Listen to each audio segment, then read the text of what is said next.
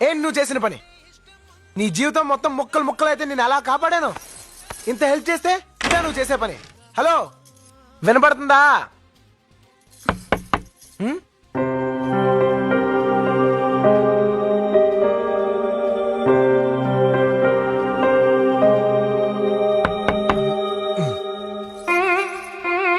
ఏంటి ఏంటేంటి? ఇక్కడున్నావేంటి? వినాయకుడితో మాట్లాడుతున్నాను. హ్మ్? గుర్తుందా? అచ్చరే మళ్ళీ ఇక్కడికి ఎందుకు వచ్చావు? ఆ, మీ బాబు వల్ల ఉన్న ఉద్యోగం కూడా ఊడి రోడ్డు మీద పడ్డాను. ఎవడి ఇల్లు కూడా ఇవ్వట్లేదు. నేను మాత్రం ఇంకెక్కడికి వెళ్ళాలి? నో, నువ్వు ఇక్కడ ఉండటానికి నేను ఒప్పుకోను. ఓయ్, ఒప్పుకోపడడానికి నువ్వెవరు? చూడు, నేను చెప్పిన లవ్ సీన్ కి ఫ్లాట్ అయ్యే ఆ డీసీపీ మనకి ఫ్లాట్ ఇచ్చాడు. హ, అలా అయితే ఈ ఫ్లాట్ పవన్ కళ్యాణ్ కి ఇవ్వాలి. హ, ఆయనకి ఇస్తే మనకి ఇచ్చినట్టే. ఏంటి పిచ్చి పిచ్చిగా ఏయ్, మాట్లాడతావ్? shut up. చూడు, ఈ ఫ్లాట్ మీద నీకెంత హక్కు ఉందో నాకు అంతే హక్కు ఉంది. నువ్వు అటు పక్కుండు, నేను ఇటు పక్కుంటాను.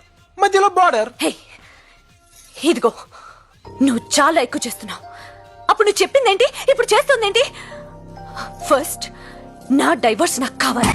అంటే 1 year వరకు నువ్వు ఇక్కడే ఉంటావు. నువ్వు నేను ఒకే ఇంట్లో. కుదరదు.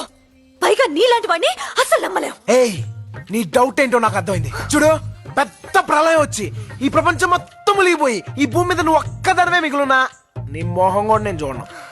థ్యాంక్స్. కానీ ఈ లంగావనిలో సూపర్ గా ఉన్నావు మధు.